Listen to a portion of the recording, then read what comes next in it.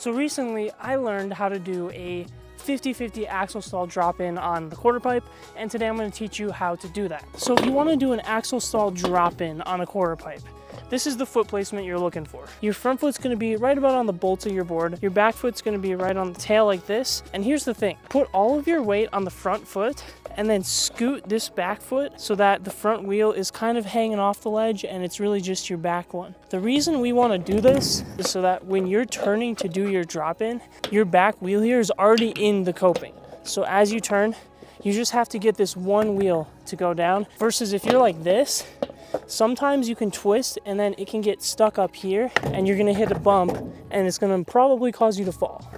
So the next step is actually dropping in. Once you have the correct foot placement, you wanna think about dropping in as twisting your body to the side, but also twisting like into a lunge.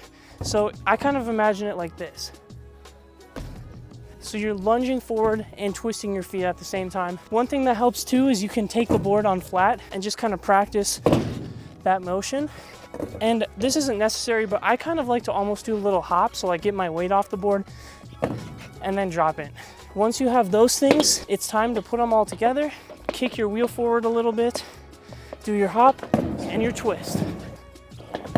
And it's really that simple, you guys. Now, by no means is it going to be easy. It took me a really long time to do this and just work up the confidence to do it. And you're probably going to fall a couple times, so wear your padding and your helmets. But once you get it, it's really not so bad.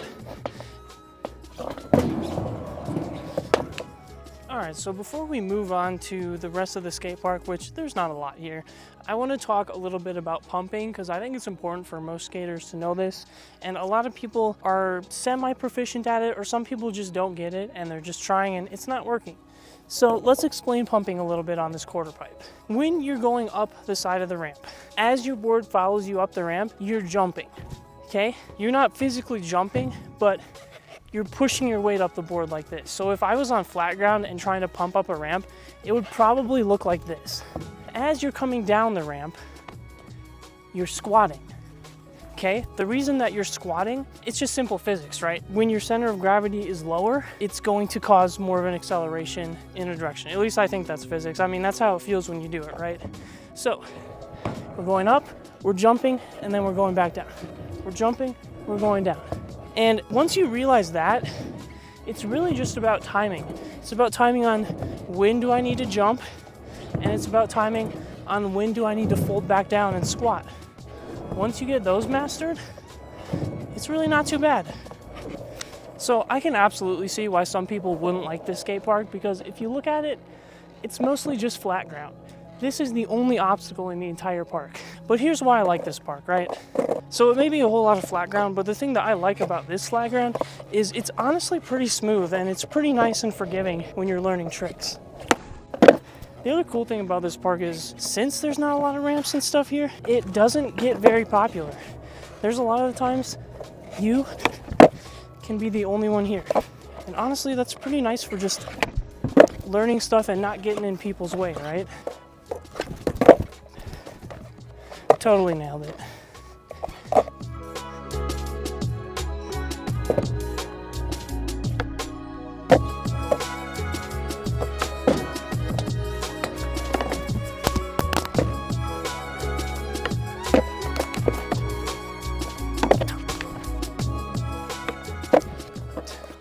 Hold on, we can do better than that.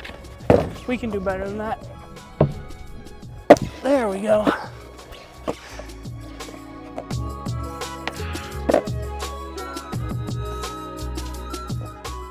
So, you know, overall, I really do like this skate park. It's nothing crazy by any means. Since it's not crazy, it's not busy. Since it's not busy, it means I usually get this quarter pipe all to myself to practice with.